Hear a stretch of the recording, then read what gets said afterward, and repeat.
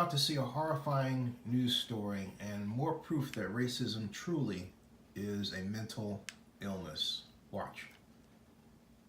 She followed me to my house, to my home. A man babysitting two children says a woman followed him and called police. His story went viral on social media, and the man is black, the children white, and people are talking about it all over the country. Channel 2's Matt Johnson spoke to the man involved in Cobb County. This lady over here, she's following me. When Corey Lewis broadcasted this video to Facebook Live, a woman in the car was following him on the phone with 911 while he babysat two kids.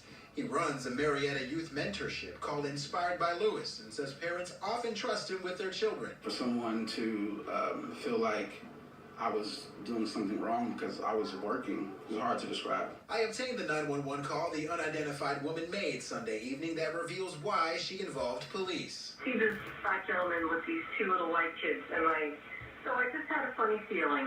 Her instincts also caused her to approach Lewis and the 10 and 6-year-old kids at the Walmart off Chastain Meadows Parkway in Marietta. So I rode around again, and I said, let me see the little girl. He goes, no. And I said, well, let me just see the little girl and just see if she knows you. When she followed Lewis to his home, she did so after ignoring advice from the dispatcher. He just got there, so now he's pulling away. Should I follow him? No, I recommend not following him. When an officer arrives, he asks some questions and determines there was no reason for suspicion, which the caller knew was possible. And if I'm wrong, that's great. I'm thrilled. But if I'm not, then these kids are okay. But for Lewis, he says there's one thing that caller never considered. I felt like my character was being assassinated.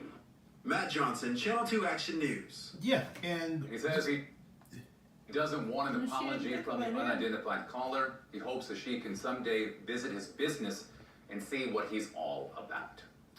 I would say who cares, because the thing about it is, and I've said this before, black men operate under this cloud of suspicion because someone white generally, and even today, sadly, you have people who are black who don't like other black folks who think that you're doing something wrong when you're not. And in this instance, with as many diverse, mixed parentages, businesses, families, and friends there are, for her to think that there's something wrong just because he's black and the kids are white says a lot wrong about her. That's proof that racism is a mental illness, and it leads people to do things that they know are wrong. She wouldn't have done that if it were just a white guy, you know?